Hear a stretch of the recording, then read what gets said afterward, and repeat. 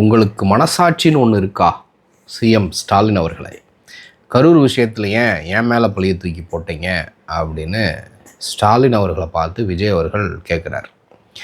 ஸ்டாலின் அவர்கள் ஒரு வீடியோ வெளியிட்டார் கரூர் சம்பவத்துக்கு அடுத்த நாள். எந்த ஒரு கட்சி தலைவரும் தன்னுடைய தொண்டர்கள் சிரமப்படுவதையோ மரணிப்பதையோ விரும்ப மாட்டாங்க.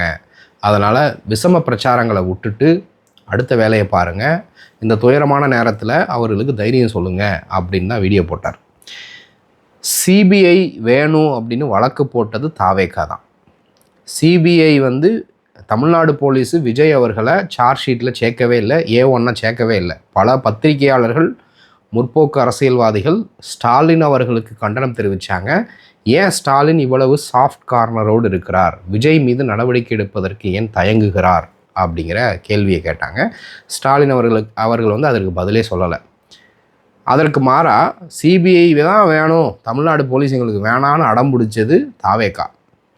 சிபிஐ விஜயை சார்ஜ் ஷீட்டில் ஃபைல் பண்ணி விசாரணைக்கும் 2 முறை அழைத்தது. சரி, அப்போ சிபிஐயில் போய் சொல்ல வேண்டியதானே, எனக்கும் இதுக்கும் சம்மந்தம் இல்லை, திமுக தான் அதை பண்ணுச்சு அப்படின்னு. மேடையில் மட்டும் முழுக்க முழுக்க ஸ்டாலின் தான், திமுக தான் ஸ்டாலின் தான் அப்படின்னு ஒரு கபட நாடகத்தை எதற்காக நாடணும். அதுலேயும் அப்படி ஒரு ஸ்டேஜ்டு ஆக்ட். 6 மாதம் ஆச்சு. செப்டம்பர் மாதம் நடந்தது, இன்றைக்கி மார்ச் மாதம் வரப்போகுது. இப்போ கண்ணீர் வருதா உங்களுக்கு அப்படிங்கிற கேள்வி.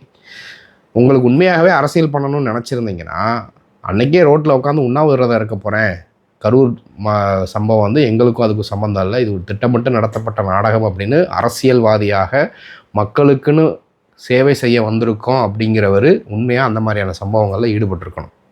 ஆனால் எதையுமே செய்யாமல் திரும்ப திரும்ப நாடகத்தை தான் அரங்கேற்றிக்கிட்டு இருக்கிறார் விஜய். ஸோ இதை குறித்து நீங்கள் என்ன நினைக்கிறீங்கன்றதை மறக்காமல் கமெண்ட்டில் சொல்லுங்கள்.